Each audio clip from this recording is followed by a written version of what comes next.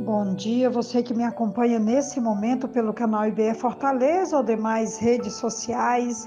Eu desejo que a boa mão do Senhor esteja te conduzindo não somente nesse dia, mas também nos dias que virão.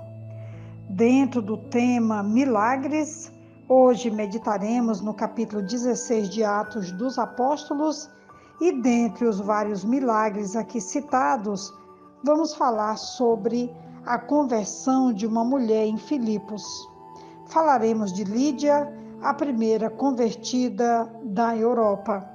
A reflexão está em Atos dos Apóstolos, capítulo 16, do versículo 6 até o versículo 15, que nos diz assim: Paulo e seus companheiros viajaram pela região da Frígia e da Galácia, tendo sido impedidos pelo Espírito Santo de pregar a palavra na província da Ásia. Quando chegaram à fronteira da Mísia, tentaram entrar na Bitínia, mas o Espírito de Jesus os impediu. Então, contornaram a Mísia e desceram a Troade. Durante a noite, Paulo teve uma visão na qual um homem da Macedônia estava em pé e lhe suplicava: passe a Macedônia e ajude-nos. Depois que Paulo teve essa visão, preparamo-nos imediatamente para partir para a Macedônia, concluindo que Deus nos tinha chamado para lhes pregar o Evangelho. Partindo de Troade, navegamos diretamente para Samotrácia e no dia seguinte para Neápolis. Dali, partimos para Filipos, na Macedônia, que é colônia romana e a principal cidade daquele distrito. Ali, ficamos vários dias. No sábado, saímos da cidade e fomos para a beira do rio, onde esperávamos encontrar um lugar de oração. Sentamo-nos e começamos a conversar com as mulheres que haviam se reunido ali. Uma das que ouviam era uma mulher temente a Deus, chamada Lídia, vendedora de tecido de púrpura da cidade de Tiatira. O Senhor abriu seu coração para atender a mensagem de Paulo. Tendo sido batizada, bem como os de sua casa, ela nos convidou dizendo: se os senhores me consideram uma crente no Senhor, venham ficar em minha casa, e nos convenceu. Atos 16, a partir do versículo 6, marca o início da segunda viagem missionária de Paulo. E a grande notícia é que a partir de então a semente do Evangelho de Jesus Cristo foi lançada pela primeira vez em solo europeu. Embora naquela época não houvesse a divisão entre Europa e Ásia que temos na atual geografia, iniciou-se um momento importante na história da Igreja, porque a Europa foi a base principal ao avanço missionário para as outras partes do mundo. 3 estratégicas províncias romanas foram alcançadas durante essa expedição missionária e, curiosamente, suas capitais receberam epístolas do apóstolo Paulo. São elas Tessalônica, Corinto e Éfeso. Geograficamente, a estratégia de Paulo estava correta, pois queria evangelizar as cidades próximas, mas por 2 vezes foram impedidos pelo próprio Espírito Santo. O mesmo Espírito que os revestiu de poder para testemunhar até os confins da terra, não permitiu que chegassem aonde planejavam, porque o propósito de Deus era outro. Alguém estava clamando por ajuda do outro lado do mar. A visão que Paulo teve no versículo 9 desse capítulo diz: passe a Macedônia e ajude-nos. Atravesse o mar e ajude-nos.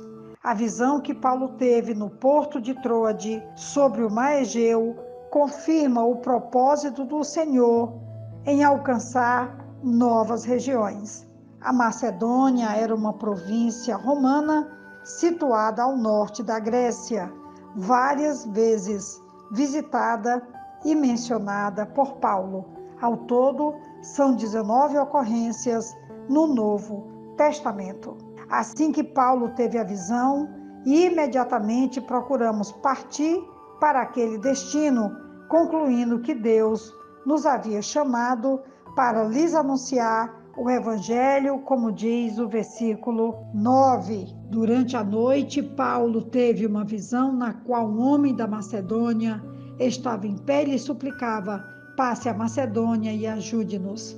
Versículo 10. Depois que Paulo teve essa visão, preparamos-nos imediatamente para partir para a Macedônia, concluindo que Deus nos tinha chamado para lhes pregar o Evangelho. O texto, a partir do versículo 11, vai nos dizer que em uma reunião de oração com um grupo de mulheres assentadas à beira de um rio, é o cenário onde uma comerciante chamada Lídia teve o privilégio de ouvir o maior apóstolo de todos os tempos. O texto diz que o Senhor lhe abriu o coração para que estivesse atenta ao que Paulo dizia no versículo 14. O sentido aqui é de abrir a mente ou a alma de alguém para despertar nessa pessoa o desejo de entender o que o outro está falando. Em outras palavras, o Senhor levou o coração de Lídia para junto das palavras de Paulo.